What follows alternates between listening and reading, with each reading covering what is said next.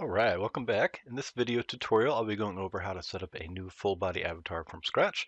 So we'll see how to turn any Mechanim compatible model into a full body avatar you can use for VR or even for AI characters. And we'll also go ahead and hook up the Handposer and the AutoPoser, as well as see how to use the Handpose blender to make quick work out of hand poses. Using these tools, you can just make a single pose and the tools will do a lot of the work for you. So yeah, let's just go ahead and jump right in. So I thought we'd grab a couple of nice free models right off the asset store and use those to test with. I've got some links below in the description if you'd like to follow along, but the process should generally be the same for every model. I just wanted to try a few different variations to see if we come across any interesting issues, because every model is going to be a little bit different, right? For the first one, I came across this Time Ghost model that was recently released by Unity as part of their cinematic showcase demos. You can use it in your own project, though there are some limitations to using the face model. But since we're going to use this as our own first person avatar, we actually don't need the head, so that's totally fine for us. But I did notice that there are some nice hand model textures and rigging here, so I thought this could be a fun one to try out in VR. And I've also got some nice props that I think will look good with this character, so I'm excited to try it out. I'll also hook up the robot Kyle here, which is a classic Unity model. Very simple, but low poly and great for testing. Could be a great one to use for like AI characters as well. And lastly, we've got this free test character Asuna model, which is made by MSGDI. It's got some interesting blend animations we can talk a little bit about, and it's even got a free pistol and rifle model, which is great. If we have enough time, I thought it could be fun to set up the holster as like a snap point on the waist to sort of just tie in all the full body avatar stuff. Um, so yeah, let's go ahead and open up Unity and import these models and we can get started. All right, so once you have your characters imported, they should look something like this in Unity, the T-pose. I haven't really adjusted any of these yet. One thing I had to do with the ghost model is I got rid of all of the head shaders. There's some really nice fancy like dynamic head shaders and things like that, but they're also very, expensive in terms of performance because they're made for a cinematic demo, not VR. So I just disabled all that stuff. I also ended up converting the materials just to use URP lit, or if you're in built-in, you can switch it to standard. So you'll end up with something like this. I also went through and they had some colliders in the hands and I just removed those or disabled them for now. That way it's not messing with our grabbing and things like that. So we end up with a nice looking model. And I think once we have it set up as a full body, it's going to look nice. And the hands look good. They are rigged, so that's going to be good. I noticed that they actually kind of look like some of the VRIF hands that I made a while back, and you can even disable the mesh render here. And I just put them in there, and you could almost just put those, put your own hand models in there and use those. But we're going to do it the manual way. But I just thought that was kind of interesting that they had included that. So let's turn this back on. Yeah, so I'm going to do probably some of these models at the same time, but you can just follow along with one model. I'm going to use this hero model because I think this should be interesting to set up. But for all of them, we're going to want to adjust the animator first. So we'll start from the top with the controller. We're going to use our, or the B&G controller, which is called player controller. This is a super simple controller. And it really just uses this forward velocity value to switch between idle, walk, and run. So if velocity is greater than 0, we'll walk. And if it's greater than some number like 0.5, it'll run. And it's not using any blending or anything like that. So if you wanted to, you could set up your own blending, add falling states, turn, things like that. In a future update, I'm going to add some new animations like that, but it's just simple so that you can modify it and understand it easily.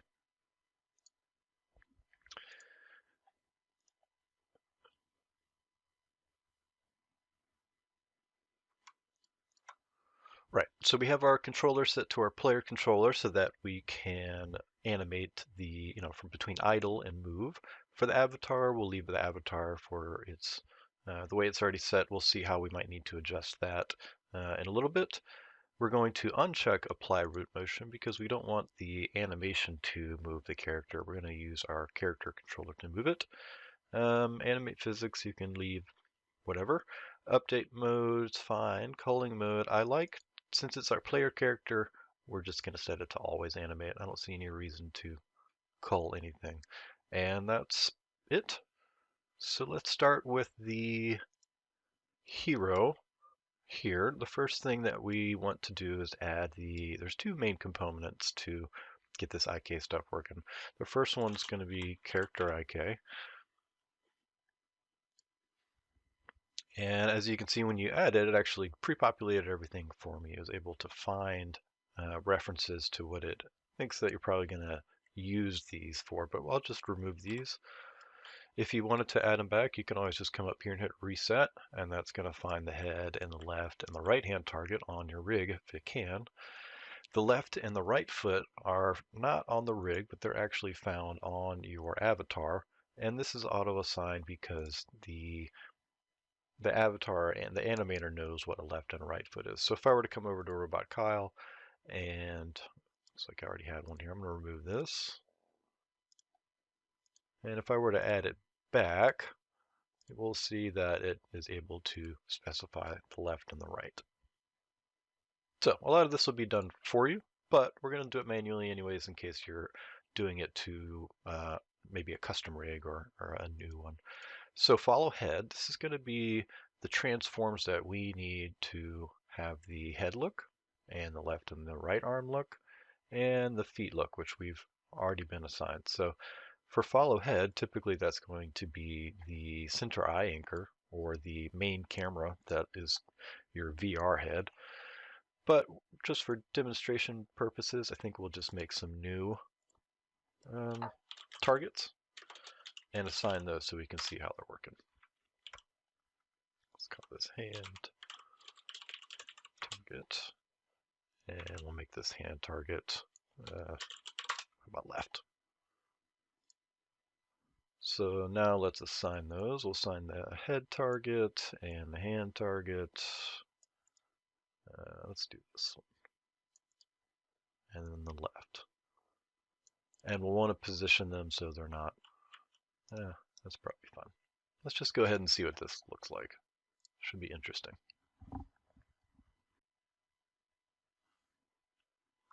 Okay, well, we see that they were animating, so that's good. And then the rotations look pretty wacky, but I think that's just because the targets are so online. We don't have a head for this character. There we go. So they're just pointing in an impossible direction. There we go. That looks a little better.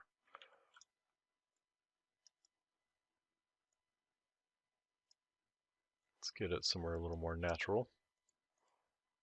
And we're just doing this for example. We'll attach it to our control here in a second.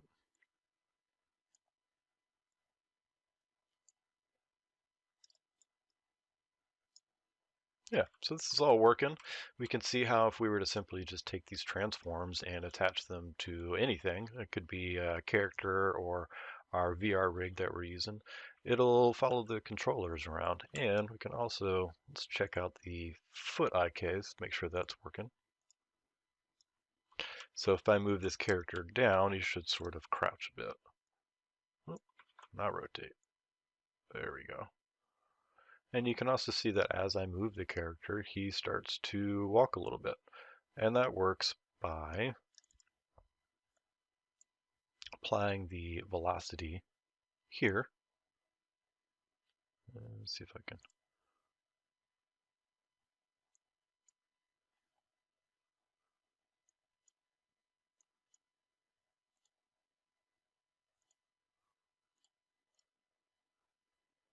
You can see that velocity number changing, which then is going to adjust the animator.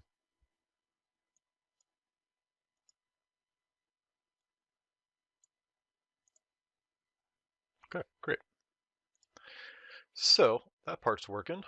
We can see if we look at the robot that the robot is already looking at. Let's see, what is he looking at? It's looking at our VR camera, I believe. And so it's pretty easy to see and understand how this works. Just uses Unity IK to do pretty basic lookats and things like that. One note about if you do hook it up, or when we do hook it up to the VR camera, I like to put the actual head target out a little bit. But we'll take a look at that in just a second here. So let's look at these components. So we understand the transforms that we're going to target.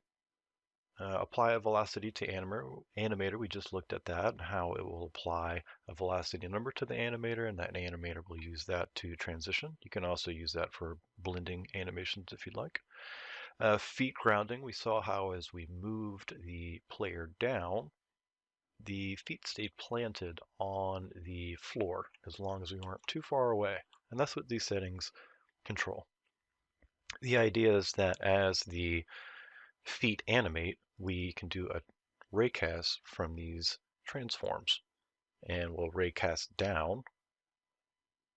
And if from this position, and if we see a slope or a different alignment, then we can move the foot to align with that surface. And we can even move it up and down. So these raycast distance is going to be from the left or right foot going down. That's where we're going to check. And if you need to, you can add a foot offset. Let's say you have some tall boots that seem to be clipping through the floor just a little bit. You can adjust this and it will move the feet up and down by that amount. The hide transforms function you can kind of ignore. We'll look at it in a bit, but you can click it if you want to shrink the bones down in case you wanted like a half body avatar. So that's it, pretty simple. And you can go ahead and attach this to any kind of character and that will get it working. So we do need one more piece, which is to follow our VR player.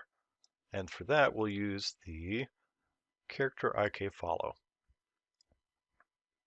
So there are really just two transforms here that we need. We know that we want to follow the camera. So let's start with the camera. That's our center eye anchor.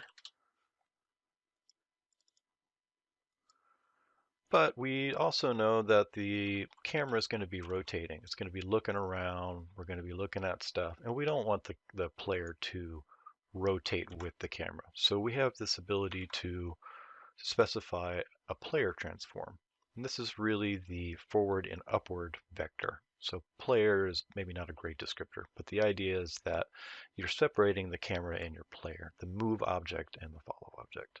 So we'll assign this to our player, the object that has like our player capsule on it and is going to be rotating and representing our actual player forward and up. And that's actually it. We'll adjust these parameters. You can adjust these in real time, but just to get started, this should work as is. So let's go ahead and we'll try that. I've got a mirror here. We won't be able to see our head, but we can at least see if we are able to move around or not.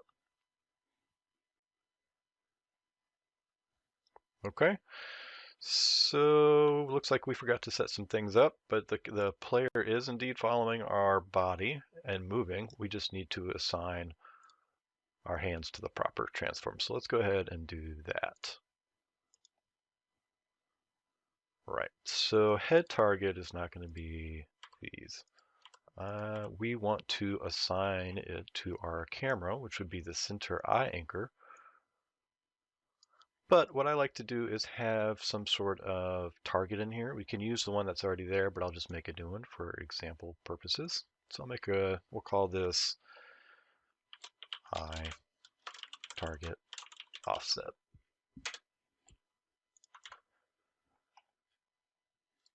And we'll assign that here. So the idea is that instead of having our offset directly at the camera, we just move it forward a bit. That way the player's head is looking at a transform that's a little bit out in space. It doesn't matter super how far out you go, but as long as it's not like right at absolute zero, then we don't have to worry about rotational issues. Though again, you can always just use this one. It's already placed out at 1.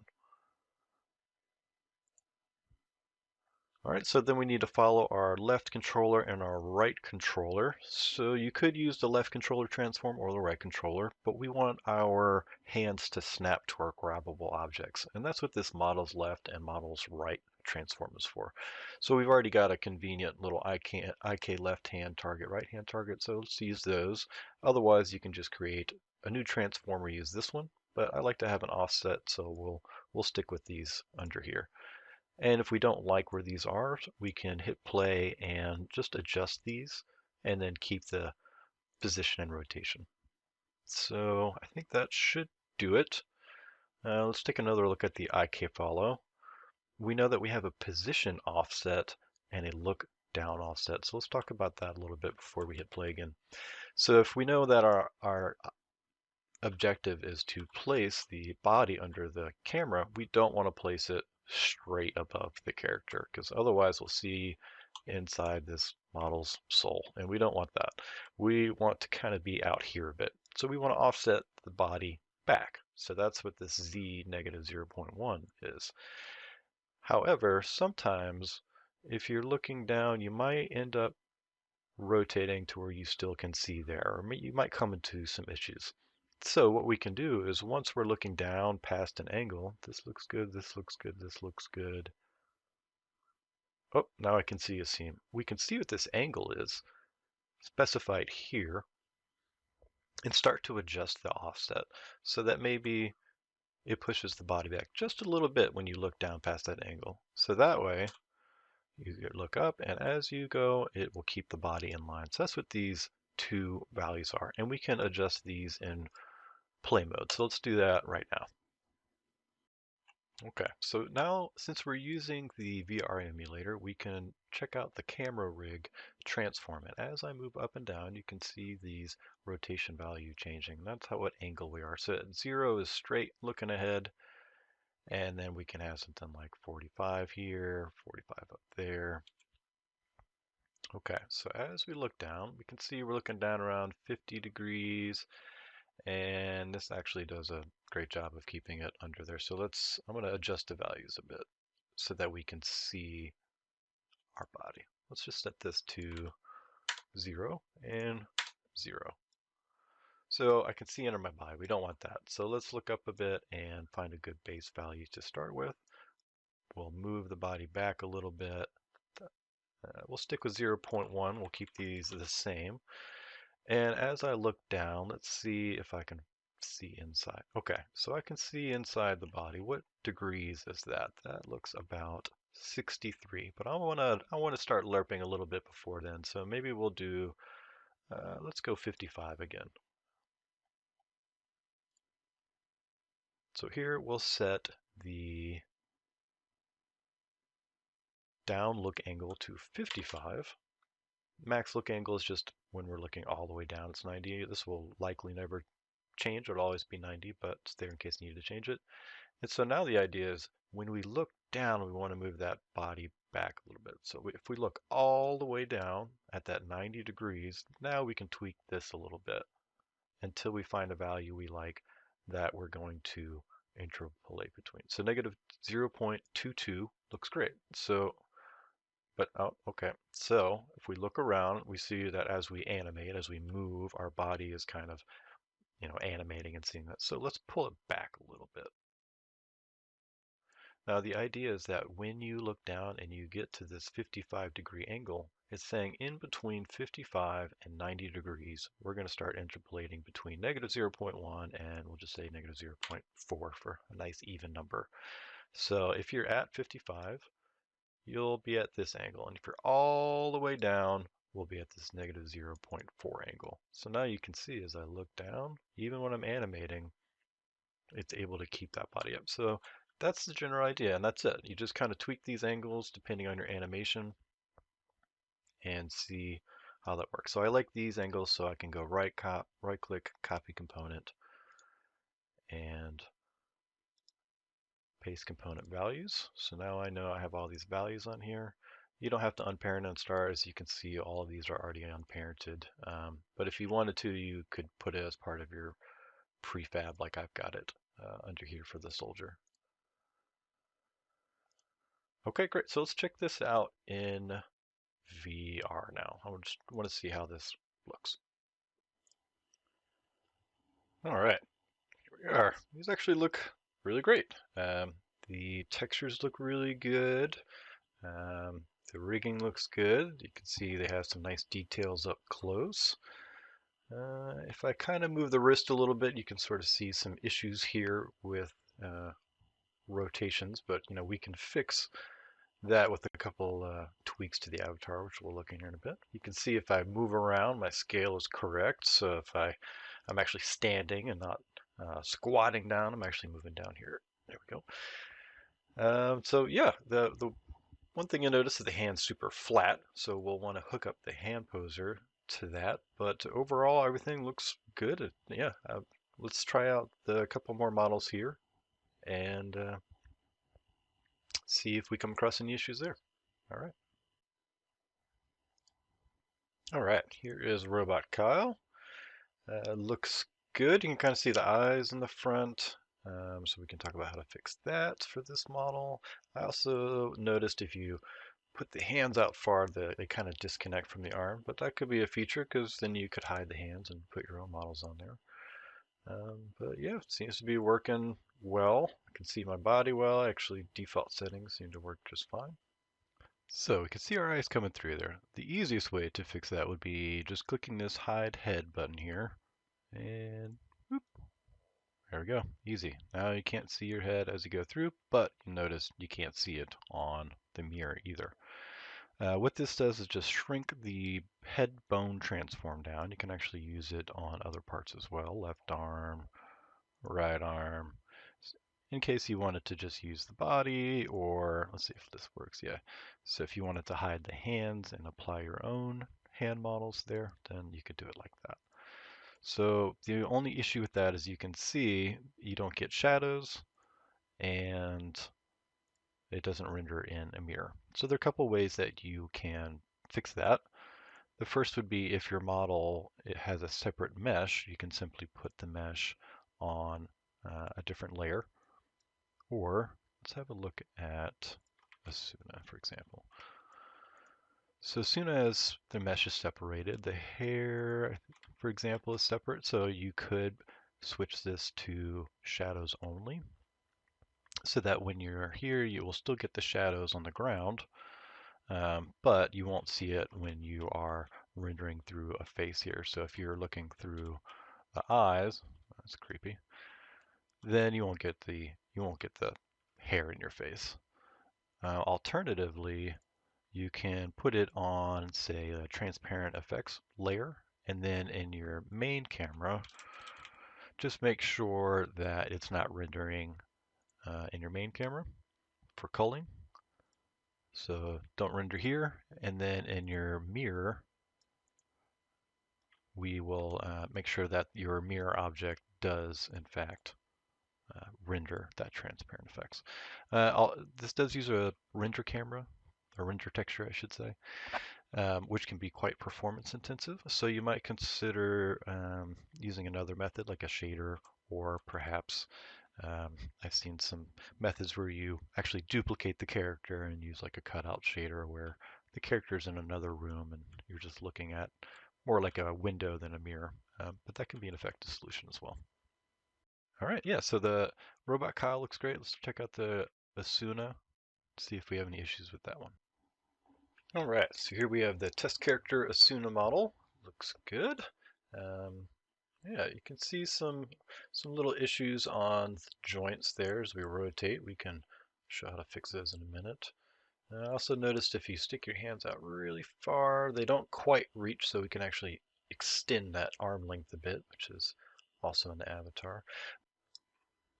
All right, so let's talk about fixing the angle adjustments as well as extending the hand poses, or extending the arm length. I'm going to use the emulator so I don't have to have the headset on all the time. And I'm going to extend the target so I can see how to extend it. So if my controller were to go this far, our model just can't quite reach that far. Let's do the right one as well. So if we want to adjust this, we can do that by adjusting the avatar of the model. So for this one, we have this retest character Suna. We'll click on that, configure. And if we go over to muscles and settings, we see upper arm twist, lower arm twist, and arm stretch. These are the important ones that we're looking for. So if we want to increase the arm stretch, there we go. You can increase this value in order to reach longer potential distances. But you want to keep it really as short as possible, because even if you overextend, even if you reach the target, see what happens? Everything stretches and things just get weird really quickly. You could write a script to keep it in check or lengthen it, but I would recommend maybe just dropping the item if you go past a certain arm length, because likely what would happen is someone just leaves the controller on a table and walks away. In that case, I think it's totally appropriate to keep the arm length shorter. And for upper and lower arm twist, this is what we can adjust for the seams that we saw around the wrist and around the elbow. So play with these values until you get something you like. Yeah, so I think this looks good. So if you do need some more options other than what Unity provides with this built-in IK, then I would recommend checking out an asset called Final IK by Root Motion. It's a fantastic asset and it handles IK really well. And there is even an integration with VRIF. This is just a nice way that uses Unity's IK to get you going quick, and I think with some models it's lightweight and it looks pretty good. So we have our full body avatar set up, but we're missing hand poses, which really adds a lot of immersion. And so let's talk about how we can set that up on our hero character here. The first thing we would want to do is set up the hand poser component on this, and we just click the auto assign button and it does all the work for you, setting the transforms. We'll just kind of visually make sure this all makes sense. It all looks good. Don't see anything missing. We don't need this extra joint, so I'll get rid of that one. Less is better. So yeah, that was easy. So now let's add the AutoPoser because we're going to want to use that. And we'll set that up in just a second. So now let's add the blender, hand pose blender. So what we'll do with this is this can be used for the idle pose. When you grip, it can blend between like an open and closed position. But you can also use it for the AutoPoser, all kinds of cool stuff. We'll use it to create poses as well.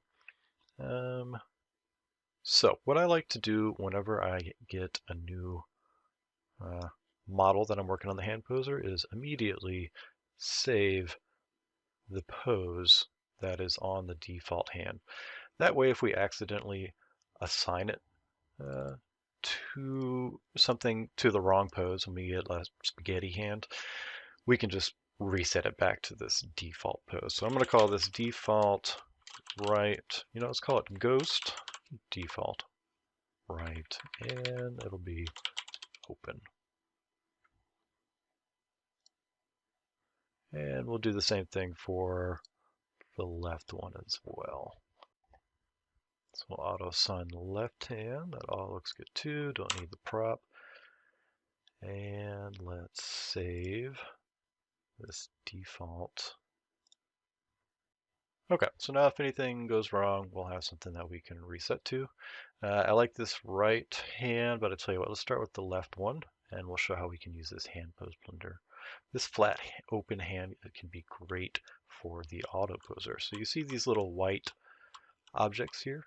These are little gizmos that are helpful for the AutoPoser. You can turn them on and off. And we can increase and decrease the radius.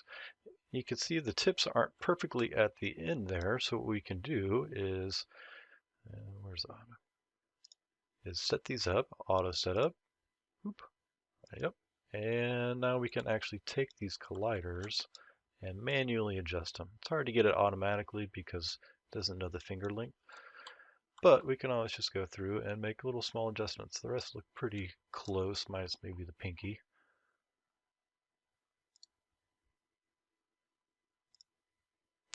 But we'll leave it like that for now.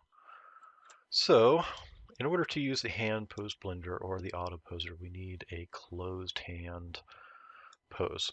So we're going to use that to essentially interpolate between an open and closed. And that's the one hand pose that we're probably even going to manually create.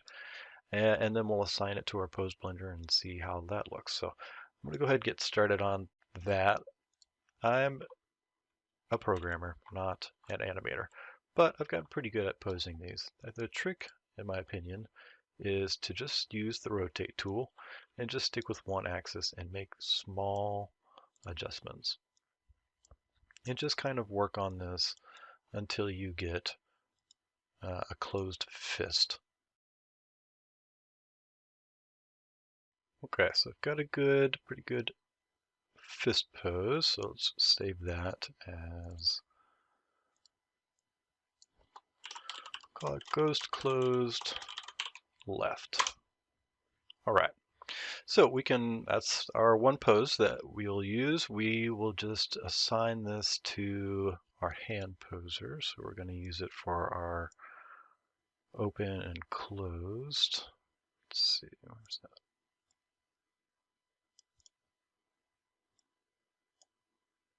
So I'm going to use the flat open pose because that's a really wide pose. We're going to use that to use for our AutoPoser checks. And if we don't see anything, we're going to use a slightly different pose, which is going to be not quite the flat pose. I think we'll just kind of have more of a relaxed position.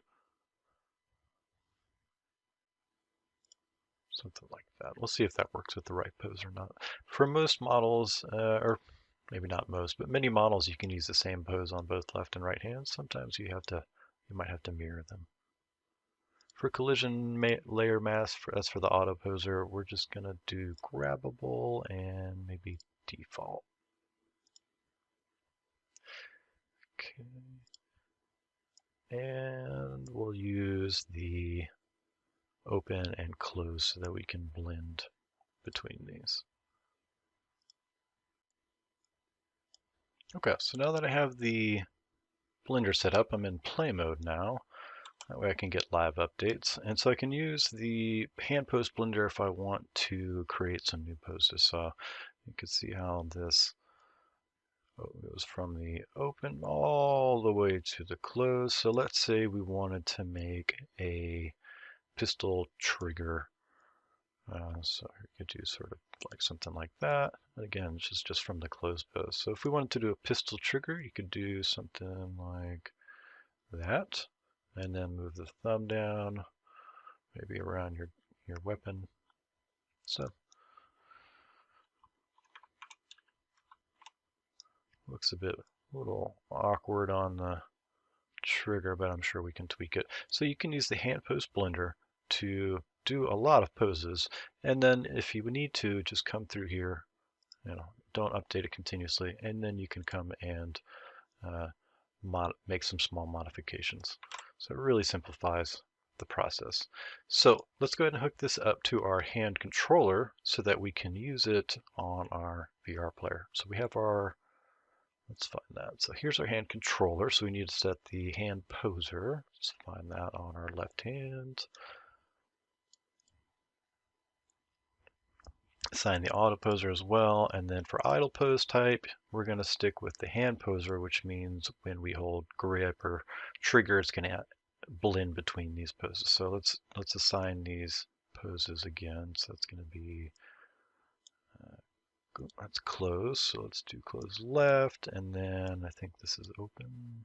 It's right open. Let's do left flat open. Sure. Okay. So that should set it up so that we can grip and close. One quick step I wanted to mention is that if your hands are not animating, you may need to come through and adjust the left and right hand bone definitions. And by adjust, I mean just completely remove them. Now what this does is normally when the animator is playing, it's going to override all of these transforms. So we're actually just going to come through and remove these, and that's going to allow the hand poser to animate over. So we'll do that for the right as well. And apply that. Otherwise, you may not be able to move your transforms because your animation may be overriding that. Okay, so let's continue. All right, there we go. We can see I'm just using the emulator, but you can see as I hit the buttons, my fingers are animating, the hand pose blender is doing its thing. Let's take a look at that. So you can see that when I'm doing this, just all it's doing is interpolating between two poses. So I'm going to go ahead and set up the right hand now. Do the same thing. I'm just going to assign the poses that one pose that we've already created for the right hand. And let's try this in VR.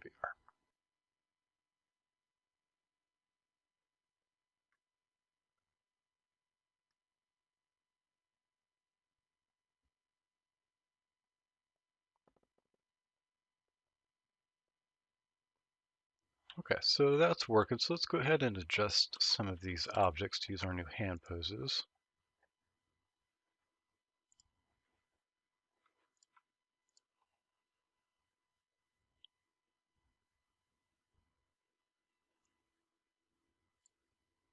We'll set our cube to be AutoPose continuous so we can try out the AutoPoser. And for our pistol, we'll want to change the grip transforms. I saved one of those hand posers as a pistol. And we'll also want to change the grab trigger on the slide. Don't forget that one.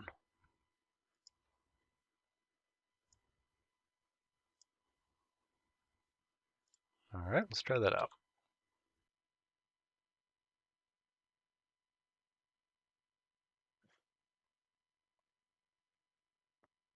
We have our grip, but we need to adjust the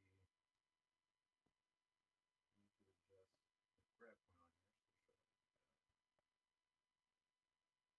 This is also using the AutoPoser, so we can usually also. Okay, so our auto pose was looking good on the cube, and our auto pose looked pretty good on the clip as well. We could just save that as our own pose to use that.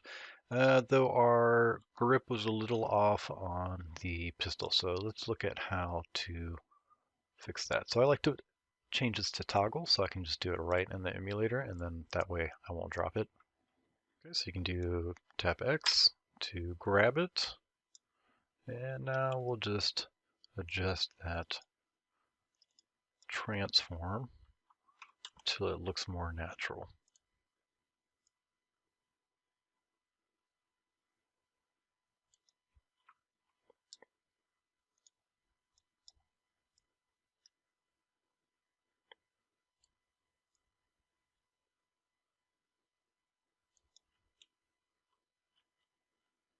I think that looks good, so we'll right-click, copy component, and paste that. And we could do the same thing for the left transform. Typically, when you're mirroring them, you would simply take the same component. So I'll show you. Copy component. And you would make the X negative because we want to pull it in, as well as the Y, and usually the Z as well if you have one. Alternatively, there's a new feature, get rid of that one, and you can make this one left valid, meaning both for left and right, and then you will hit this invert left feature, and then you can checkbox, so you can do the X like we just did, as well as the Y and Z. So this is going to do what I just did for you. That way you don't have to copy the values and do it manually. And really this is just going to create a new grab point on start. But I'll keep the other one there. Sometimes it's nice to have two different transforms for left and right if you want to kind of adjust a little bit. Okay, great. Well, let's try that out and see how that's looking. All right, yeah, this is looking great. The AutoPoser's working well. You can see the fingers stopping where they should be. Let's try the right hand. Looks good. You can snap to the bottom here, different poses. Yeah, it looks really nice in first person. You can see the trigger collider on the slide animates in place, and it looks really good. Yeah, let's try the AutoPose. Yep. Probably adjust those a little bit, but yeah. Feels nice. There's no audio for that, but yeah, everything's feeling nice and smooth. I'm happy with that. All right, try the bow out. I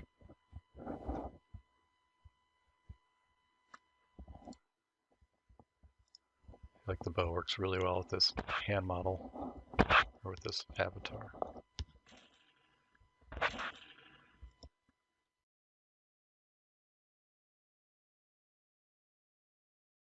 All right, well, that looks great. I think that pretty much wraps this up. If you have any questions, please let me know in the comments or if there are any other videos you want to see. Otherwise, really appreciate all your support, and I'll see you later.